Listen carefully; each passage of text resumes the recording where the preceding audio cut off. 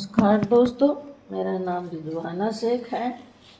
विचार नियम आपकी कामयाबी का रहस्य, the power of happy thought bye sir Shri, part 11 continue करते हैं।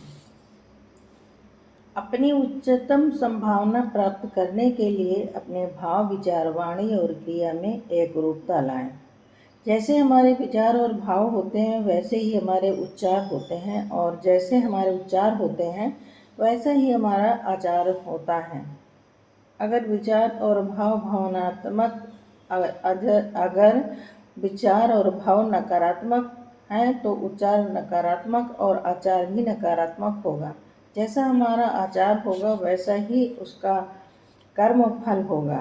कोई चोरी करे और कहे मुझे उसका फल नहीं चाहिए तो ऐसा नहीं होगा। अगर आचार चोरी का है तो जेल जाने का फल तो मिलेगा ही। अगर आपको वास्तव में जेल जाने का फल नहीं चाहिए तो अपना आचार बदलना पड़ेगा, और आचार बदलना है तो उच्चार बदलना होगा, और उच्चार बदलना है तो विचार ही बदलना हो। चैतन्य आपके विचारों का स्रोत है। निर्माण विचारों में होता है, जिसमें बल भावना का होता है। इसका असर वाणी पर होकर उसका फल प्रकट रूप में दिखाई देता है। चैतन्य, निर्माण, बल, असर और फल, इन 5 बातों को समझें। ये 5 चीज़ें आपस में जुड़ी हुई हैं, जिनका सही इस्तेमाल करने के लिए 7वां सूत्र समझें। आपको जो चाहते हैं उसे जल्द अंजाम देने के लिए अपने भाव, विचार, वाणी और क्रिया में एक रूपता लाएं। अब सवाल यह उठता है कि एक रूपता कैसे लाएं। जवाब है, होश में रहकर भाव, विचार, वाणी और क्रिया में एक रूपता लाई जा सकती है। विचार के बारे में होश जगाएं। विचार नियम के अनुसार हर चीज की रचना 2 बार होती है, इसलिए अपने मन में चल रहे हर विचार पर सजग रहें। सकारात्मक विचारों को बार बार दोहराने से या कल्पना सहज ही दिखाई देने लगती है। विचारों के इस नियम के साथ यदि अवचेतन मन की शक्ति को जोड़ दिया जाए तो यह नियम आपके जीवन में चमत्कार कर सकता है। अवचेतन मन की कुछ शक्तियां हैं। रात को अगर यह सोचकर सोए कि सुबह 6 बजे उठना है तो अवचेतन मन की अलार्म घड़ी आपको जगा देती है। आपकी आँख 6 बजे के करीब खुल जाती है। कई बार तो ठीक 6 बजे ही आप जाग जाते हैं। आपने कभी सोचा कि ऐसा क्यों होता है? नहीं, यह आपके अवचेतन मन का काम है। आप उसे जो आदेश देते हैं वह उसे पूरा कर देता है। हालांकि आपको खुद यह पता नहीं रहता कि आपने उसे आदेश दिया है। पिछली सदी में एक बड़ा रहस्य प्रकट हुआ है, वह यह कि हमारा अवचेतन मन मजाक को नहीं समझता।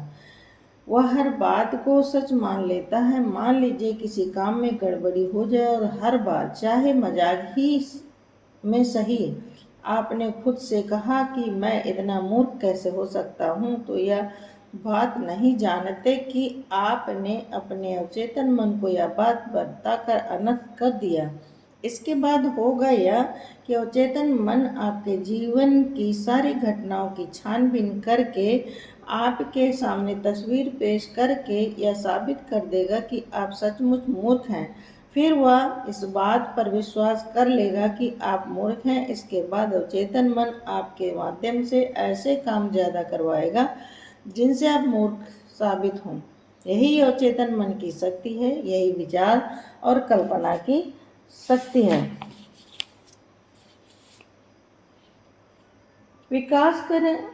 विश्वास करें कि हर मुश्किल का हल है और वह आपके भीतर ही है, और आपके पास हर चीज को बदलने की शक्ति है।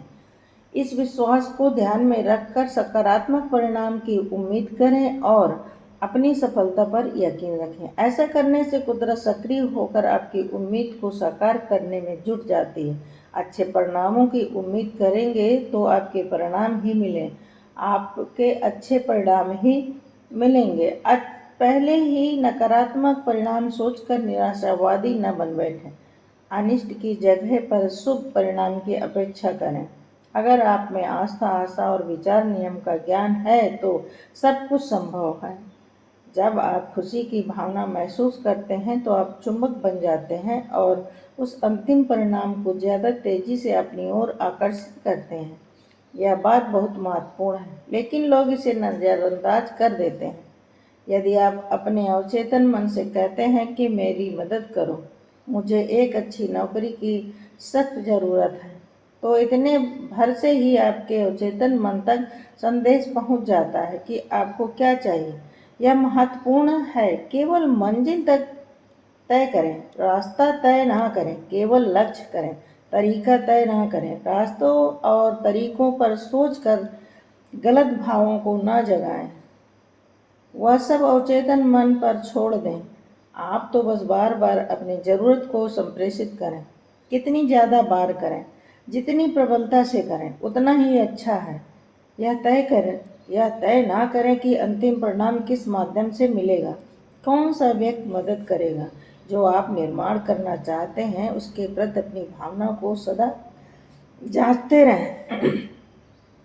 अगर भावना नकारात्मक है तो उन्हें तुरंत बदलने का इंतजाम करें। हमारी भावनाएं हमें इस बात का फीडबैक देती हैं कि हम सही रास्ते पर हैं या नहीं, या हम सही दिशा में जा रहे हैं या नहीं। कुदरत के इस तरीके का हमेशा लाभ लें।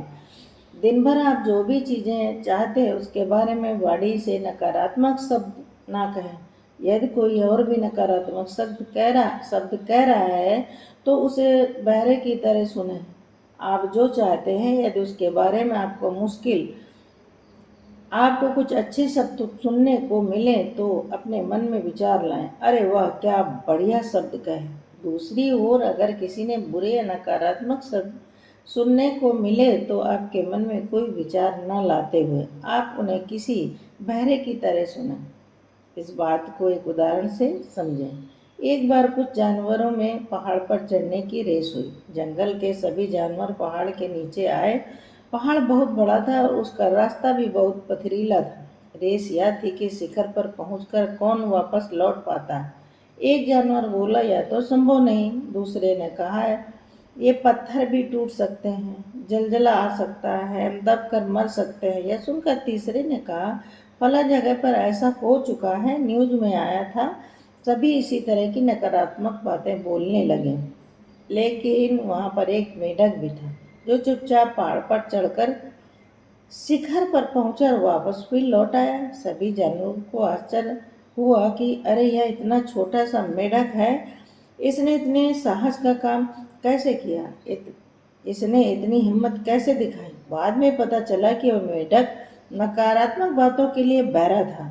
उसने जानवरों की नकारात्मक बातें सुनी ही नहीं कि यह संभव नहीं है। उसने हताश करने वाली बातें सुनी ही नहीं। उसने तो इरादा किया कि इस पहाड़ पर चढ़ना है और वह पहाड़ चढ़ गया।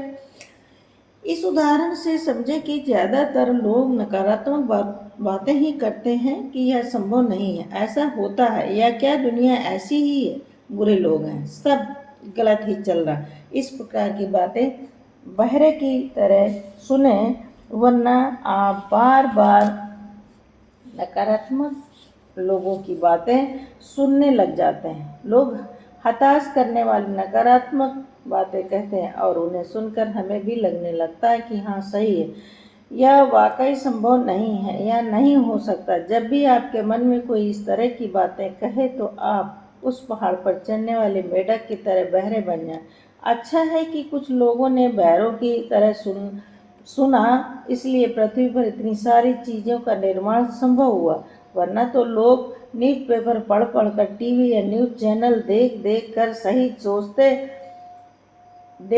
कर यही सोचते रहते हैं कि हालात कभी नहीं सुधरेंगे, ये नेता लोग ऐसे ही रहेंगे, या भ्रष्टाचारी ऐसा ही रहेगा, युद्ध इसी तरह होते रहेंगे, लोग बुरे हैं और बुरे ही रहेंगे। इस तरह की बातें सुनकर और देखकर लोग अपनी वाणी का गलत इस्तेमाल कर रहे हैं। क्रियाओं के बारे में होश में रहें।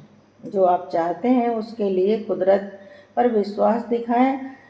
जैसे यदि आप कार खरीदना चाहते हैं तो पहले 3 तीनों कदमों पर अमल करने के बाद आप अपनी नई कार के लिए जो कि चेन खरीदना चाहते हैं उसे पहले से ही खरीद कर अपने पास रख दें। इसे कहा गया है फेथ इन एक्शन। इस बात के प्रति भी सजग रहें कि आप जो चाहते हैं उसके विरुद्ध कोई काम ना करें। अपने कर्मों से कुदरत में कोई रुकावट न डालें।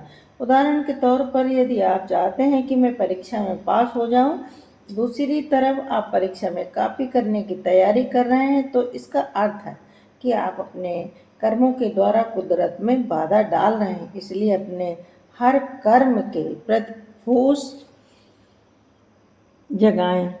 Thank you.